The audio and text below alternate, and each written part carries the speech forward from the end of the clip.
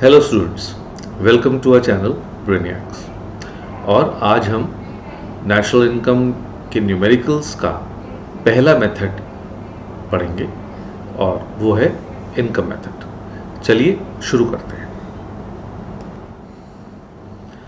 और लेकिन शुरू करने से पहले मेरा आप लोगों के लिए एक सजेशन है कि इसको करने से पहले हमारा जो पिछला वीडियो था नेशनल इनकम एग्रीगेट्स का, वो ज़रूर पहले देख लीजिएगा और उसका लिंक मैं डिस्क्रिप्शन में भी दे दूंगा आप लोगों के सुविधा के लिए, क्योंकि जिस तरह से हमने उसमें एग्रीगेट्स को कन्वर्ट करना सिखाया है वो न्यूमेरिकल्स को सीखने और समझने के लिए बहुत ज़रूरी है। तो चलिए शुरू करते हैं इनकम मेथड।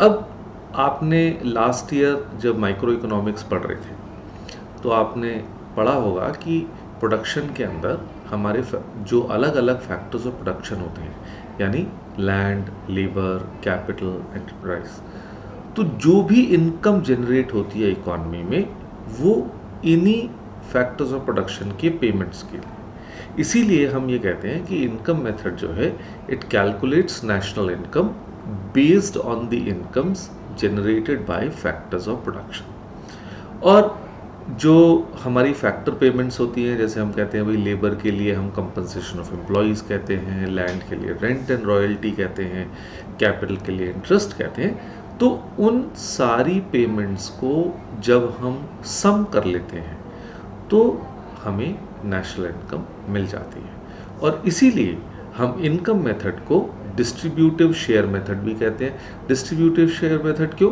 क्योंकि भाई एक तरीके से वो अलग अलग फैक्टर पेमेंट्स का ही शेयर है और फैक्टर पेमेंट, इसीलिए फैक्टर पेमेंट मेथड भी कह दिया जाता है क्योंकि सारा फैक्टर पेमेंट्स का ही सम है वो, ठीक है ना। अब लेकिन जब हम इस मेथड के हिसाब से नेशनल इनकम को कैलकुलेट करने को जाएंगे तो हमें किन किन बातों का ध्यान रखना है या वो फॉर्मूला क्या है, ठीक है। तो इसमें सबसे पहले हम लेते हैं कंपनसेशन ऑफ एम्प्लॉयज़। जैसा कि आप जानते हो वो एक तरह से लेबर की फैक्टर पेमेंट है। अब कंपनसेशन ऑफ एम्प्लॉयज़ एक कंसोलिडेटेड टर्म है, ठीक है। तो वो लेकिन हमें अगर क्वेश्चन में गिवन ना हो तो हमें कैलकुलेट करने की ज़रूरत भी पड़ सकती है। तो वो कैलकुलेट हम कैसे करते हैं कि उसमें wages and salaries in cash, क्योंकि आपको सैलरीज चाहे बैंक ट्रांसफ़र चाहे कैश किसी भी तरीके से मिल सकती है, यानी मॉनेटरी बेनिफिट। और second, wages and salaries in kind. Kind का मतलब है कि जैसे जो लोग जॉब्स करते हैं उनको कई बार अलग अलग फैसिलिटीज़ मिलती हैं, चाहे मतलब वो उसके लिए वो पे नहीं कर रहे, मतलब एज सैलरी नहीं मिल रही उनको कैश में, लेकिन वो फैसिलिटीज़ मिलती हैं, जैसे घर मिल गया, कुक मिल गया, गार्डनर मिल गया, ड्राइवर मिल गया, गाड़ी मिल गई ऑफिस से। तो ये सब जो है एक तरीके से आप ये कह सकते हैं कि वो wages and salaries in kind है। इसके बाद एक बड़ी इंपॉर्टेंट टर्म आ जाती है सोशल सिक्योरिटी कंट्रीब्यूशन। अब सोशल सिक्योरिटी कंट्रीब्यूशन क्या होता है? जैसे एग्जांपल के तौर पे आप मान लीजिए प्रोविडेंट फंड।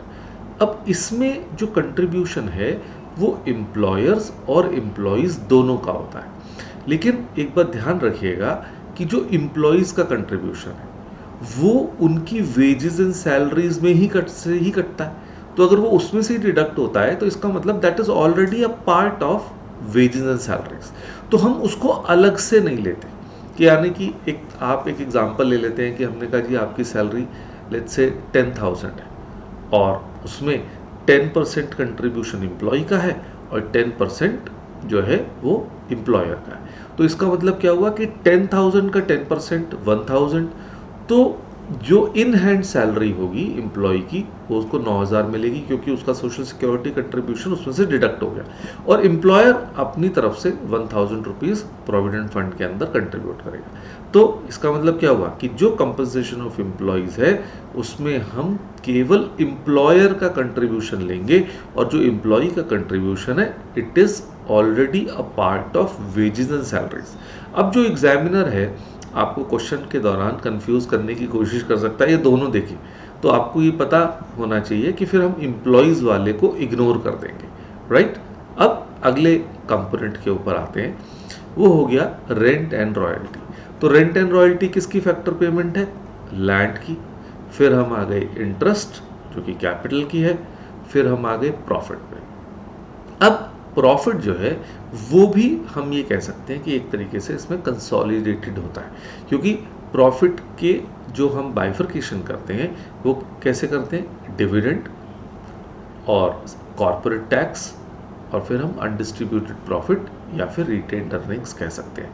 अब ऐसा किस लिए, क्योंकि देखिए जो कंपनीज में शेयर होल्डर्स होते हैं उनका लीगल स्टेटस तो ओनर्स ऑफ द कंपनी का ही होता है, ठीक है, तो लेकिन उनको जो पेमेंट होती है उसको हम डिविडेंड बोलते हैं और that is always paid out of profit. फिर हम जानते हैं कि जो भी टैक्स पे होता है वो तो इनकम पे ही होता है, और कंपनीज के लिए, ऑर्गेनाइजेशन, बिजनेस ऑर्गेनाइजेशंस के लिए उनकी इनकम क्या है, प्रॉफिट, तो यानी कॉर्पोरेट टैक्स उन्होंने उसमें से पे कर दिया, और फिर जो पैसा बच गया यानी उन्होंने डिवाइड नहीं किया उसको हम अनडिस्ट्रीब्यूटेड प्रॉफिट कह सकते हैं, रिटेन्ड अर्निंग्स कह सकते हैं, इसलिए कि भाई अगर फ्यूचर में कोई भी ग्रोथ के लिए उन्हें इन्वेस्टमेंट करनी है, पैसा चाहिए, तो वो उसी में से होगा, तो बाकी की चीज़ें उसमें से ही निकलनी है, तो ये हमारा प्रॉफिट। अब इन 4 टर्म्स के अलावा एक बहुत इंपॉर्टेंट टर्म हम लेते हैं, वो होता है mixed income of self employed. अब ये सेल्फ एम्प्लॉयड लोग क्यों हैं या क्या हैं, जैसे एग्जाम्पल के तौर पे हमने कहा डॉक्टर्स। अब डॉक्टर्स जो है प्रोफेशनल्स हैं, सीए प्रोफेशनल है, लॉयर प्रोफेशनल्स हैं, तो उनकी जो अमाउंट्स होते हैं या पेमेंट्स होती हैं या उनकी इनकम्स होती हैं वो हम इसमें काउंट करते हैं। और ऐसा किस लिए कि एग्जांपल ले लेते हैं कि भाई एक डॉक्टर का अपना क्लिनिक है, अब उसने जो भी पेशेंट उसके पास आता है, लेट्स से वो 1000 रुपये उसे चार्ज कर लेता है। अब आप देखिए उस डॉक्टर ने क्लिनिक बनाया, तो यानी लैंड यूज़ हो गया, प्रीमाइसेस हैं उसके, ठीक है, फिर वो वहाँ काम कर रहा है, तो उसको काम करने के लिए जो वो सर्विस दे रहा है वहाँ पे पेशेंट्स को, उसकी उसे पेमेंट मिलनी चाहिए। फिर अपने क्लिनिक में वो इक्विपमेंट लाया हुआ, अलग अलग मेडिकल इक्विपमेंट, तो उसने पैसा भी लगाया है, और फिर ऑब्वियसली अपनी प्रैक्टिस को इम्प्रूव करने के लिए, बढ़ाने के लिए वो अपनी मार्केटिंग स्किल्स भी इस्तेमाल करता होगा। तो ये चारों जो फैक्टर्स ऑफ प्रोडक्शन है वो वहाँ भी मौजूद हैं, but it becomes very difficult कि हम जो उस डॉक्टर को फीस मिल रही है उसमें हर चीज़ का कितना शेयर दें। तो कीप थिंग्स सिंपल, हम सेल्फ एम्प्लॉयड की इनकम को कंबाइन करके इंक्लूड कर लेते हैं। तो हम ये कहते हैं कि भाई हमारे जो है 5 कंपोनेंट्स हो गए इसके अंदर, राइट। अब इसके अलावा जो है एक और टर्म जो हम इसमें देखते हैं वो है operating surplus, which is actually a part of या sum of rent and royalty, profit and interest.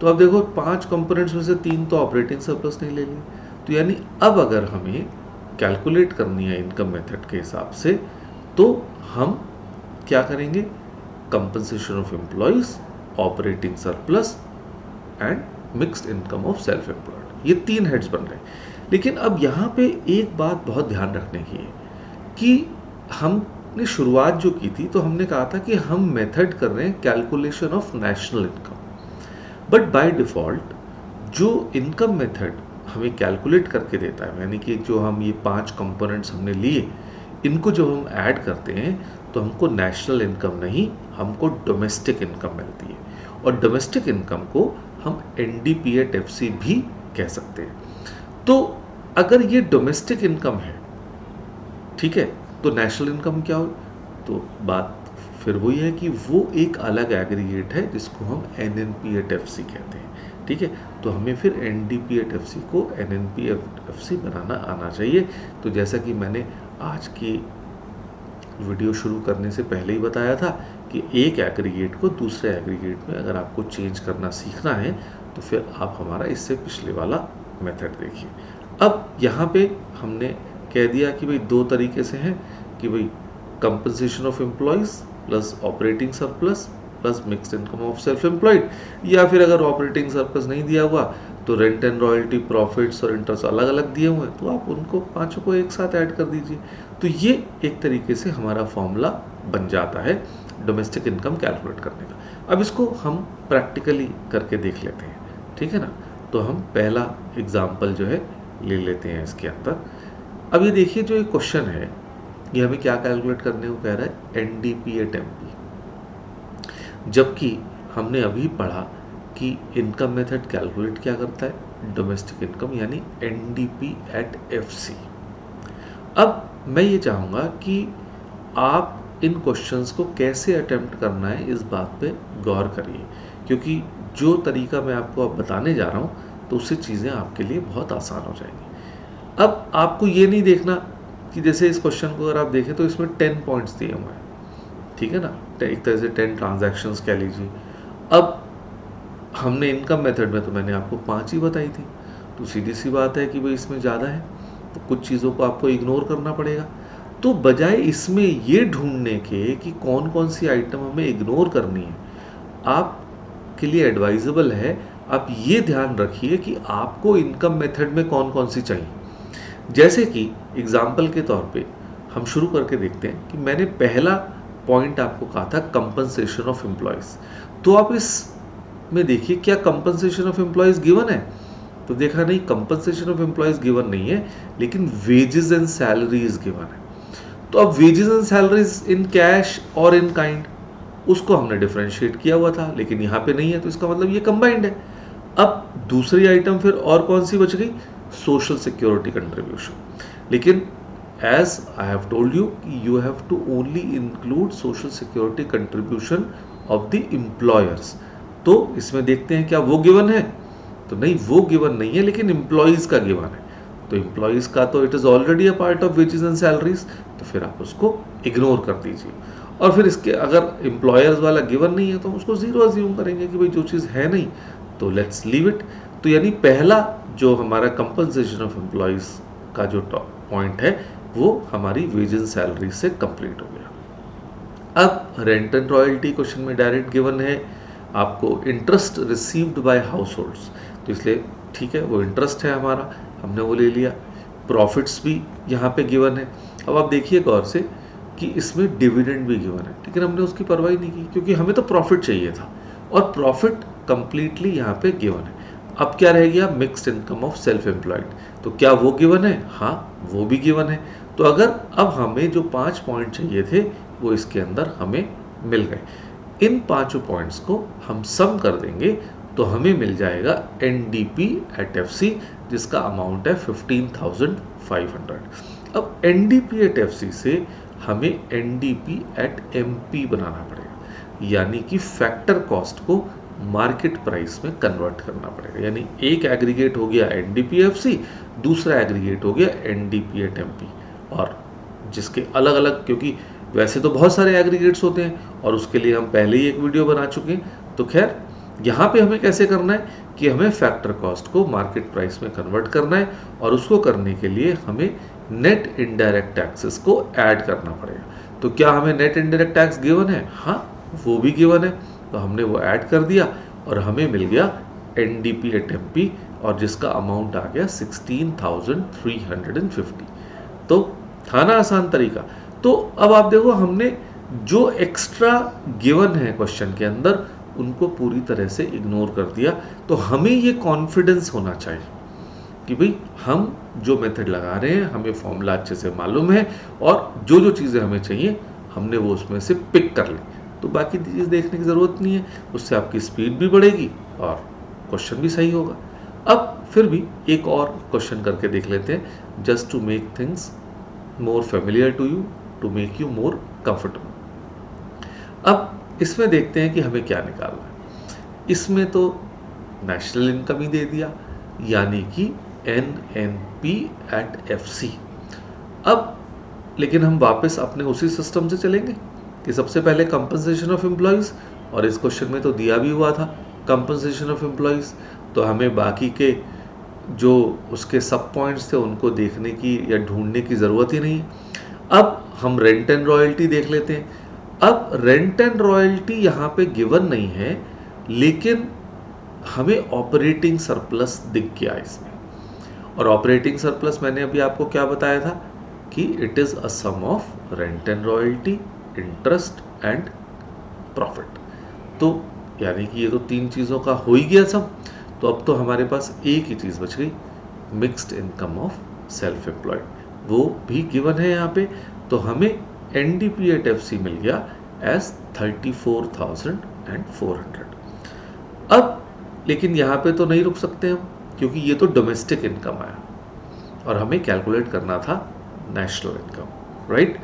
अब नेशनल इनकम यानी NNP@FC, तो यानी हमें डोमेस्टिक को नेशनल में बनाना है, और डोमेस्टिक को नेशनल में बनाने के लिए हमें ऐड करना पड़ेगा NFI, और जो कि यहाँ पे गिवन है net factor income from abroad 300, ठीक है।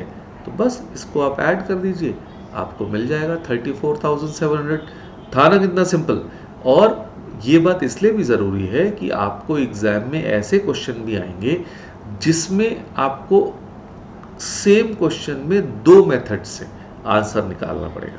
जैसे कि हमने कहा जी इनकम मेथड, और इसके बाद जो नेक्स्ट वीडियो होगा एक्सपेंडिचर मेथड का, तो उसने दोनों चीज़ों को कंबाइन दे देगा, ठीक है ना। तो यानी कि आपको बहुत श्योर होना पड़ेगा कि मेरे को किस मेथड में कौन सी आइटम चाहिए, कौन सा एलिमेंट चाहिए, ठीक है ना। तो आई होप आपको ये चीज़ समझ आ गई। अब आगे बढ़ते हैं। अब हम इनकम मेथड तो हमने यूज़ कर लिया, लेकिन इसके साथ इसमें एक टॉपिक और होता है कि हमें क्या प्रिकॉशंस रखनी है while using income method. So these precautions are very important. It can come as a separate theoretical question also. और आजकल तो CBSE चाहता है कि भाई आप MCQs ऑब्जेक्टिव टाइप करें, तो उसमें भी इस तरह के क्वेश्चंस आ सकते हैं। तो आपको ईच एंड एवरी प्रिकॉशन के बारे में अच्छे से पता होना चाहिए। तो शुरू करते हैं। तो सबसे पहले हमने देखा transfer incomes like pensions, scholarships are not included. अब ऐसा क्यों? क्योंकि देखो हमने इनकम मेथड में ये किया था कि फैक्टर पेमेंट्स इंक्लूड होती है, लेकिन आप देखो पेंशन यानी कि ओल्ड एज पेंशन है, तो वो इंसान तो अब काम नहीं कर रहा, तो कोई प्रोडक्शन एक्टिविटी में इन्वॉल्व नहीं है। स्कॉलरशिप्स हम कहते हैं स्टूडेंट्स को मिलती है, चाहे वो गवर्नमेंट से मिले या अलग अलग ऑर्गेनाइजेशन से मिले, ठीक है। बट वो स्टूडेंट्स उन ऑर्गेनाइजेशंस के लिए तो कोई प्रोडक्टिव सर्विस प्रोवाइड नहीं कर रहे। तो यानी कि जो ट्रांसफ़र इनकम्स होती हैं they do not lead to any productive service, तो इसलिए जो है उसको इनकम मेथड में इंक्लूड नहीं किया जाता। फिर हमने कहा income from sale of second hand goods, उसको भी इंक्लूड नहीं करते। और ऐसा इसलिए क्योंकि जब वो गुड्स फर्स्ट हैंड थे यानी न्यू थे, तब प्रोडक्शन के बाद उनको जब भी सेल किया गया होगा तो उससे जो इनकम जनरेट हुई होगी वो नेशनल इनकम का पार्ट पहले से बन चुकी है। अब क्योंकि कोई नई प्रोडक्शन नहीं हुई तो इसलिए उनकी सेल अब इंक्लूड नहीं होगी। तीसरे पॉइंट पे आते हैं। तो इसमें कहा income from sale of shares, bonds, debentures. अब इनको भी इंक्लूड नहीं करते। इनको क्यों इंक्लूड नहीं करते? क्योंकि ये फाइनेंशियल असेट्स हैं और इनकी सेल या purchase does not lead to any production, ठीक है ना। फिर windfall gains like income from lotteries etcetera. अब ये क्या है? अब लॉटरी आपने ली तो इसमें प्रोडक्शन क्या हो, ठीक है ना। तो इस तरह की जो इनकम्स होती हैं, जो लॉटरी से आपने क्विज़ से जीत ली, ठीक है, वो सब आपके विंडफॉल गेन्स में आते हैं which do not lead to any production activity, तो वो भी इंक्लूड नहीं किया जाता है। Then imputed value of services provided by owners of production units. अब इसको इंक्लूड करेंगे। रीज़न बीइंग कि भाई चाहे सेल्फ कंजम्पशन के लिए हो, कुछ तो गुड्स प्रोड्यूस हुए हैं ना, चाहे प्रोड्यूसर्स खुद इस्तेमाल कर रहे हो, वो गुड्स उनको आगे फर्दर प्रोडक्शन एक्टिविटी में हेल्प कर रहे हो, तो इसीलिए इन चीज़ों की हम इंक्लूड कर लेते हैं। फिर आया payment out of past savings. अब सेविंग तो इनकम नहीं है, वो इनकम तो पुराने समय की है, पास्ट टाइम की, तो जब वो इनकम हुई होगी तब इंक्लूड हो चुकी होगी। तो इसीलिए अब जब सेविंग्स में से आप कुछ पार्ट पेमेंट करते हैं तो उसको फिर हम इनकम मेथड में इंक्लूड नहीं करते, बिकॉज वो एज एन इनकम जब हुई थी उस समय इंक्लूड हो चुकी। तो ये हमारे 6 पॉइंट्स हैं। आई होप आपको समझ आए होंगे। तो with this I come to the end of this video. Thank you for your kind attention. आपको वीडियो अच्छा लगा होगा तो आप प्लीज़ उसको शेयर करिए, लाइक करिए, सब्सक्राइब करिए, और ये नॉलेजेबल है तो आप अपने फ्रेंड्स को भी बताइए जिससे उनको भी बेनिफिट हो। और हमारे जो इंस्टाग्राम पे भी हमें फॉलो करिए, क्योंकि उस पर भी हम अच्छी अच्छी चीज़ें उसमें डालते रहते हैं जो आपके लिए बहुत नॉलेजेबल है और आपके बहुत काम आएंगी। Thank you, bye bye, see you for the next video जो कि इनकम एंड एक्सपेंडिचर मेथड के ऊपर होगा। ठीक है, थैंक यू।